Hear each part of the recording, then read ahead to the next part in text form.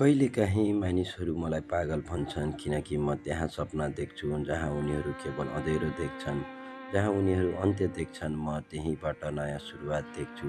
उनीहरू भन्छन् यो सम्भव छैन, यो त केवल कल्पना हो, तर उनीहरूलाई कसरी बुझौँ कि मेरो संसारमा असम्भव भन्ने शब्दको जन्म नै भएको छैन। म रातको गहिरो सन्नाटामा आफ्नो विचारहरूको आवाज सुन्छु। जहाँ अरूलाई शून्य देखिन्छ म त्यहीँ भविष्यको चित्र देख्छु। सायद त्यसैले होला मानिसहरूले मलाई बुझ्न सक्दैनन्। उनीहरू भिडमा सुरक्षित महसुस गर्छन्, तर म एक्लै हिँड्ने बाटो रोज्छु। उनीहरू डरलाई सत्य मान्छन्, तर म डरलाई चुनौती दिन्छु।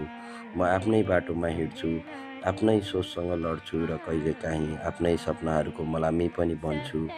तर अचम्म के छ भने हरेक पटक सपना मर्छ, त्यहीँबाट नयाँ सपना जन्मिन्छ। सायद यही कारणले होला मानिसहरूले मलाई पागल भन्छन्, किनकि उनीहरू केवल देखिएको संसारमा बाँच्छन् र म अझै नदेखिएको संसारमा विश्वास गर्छु।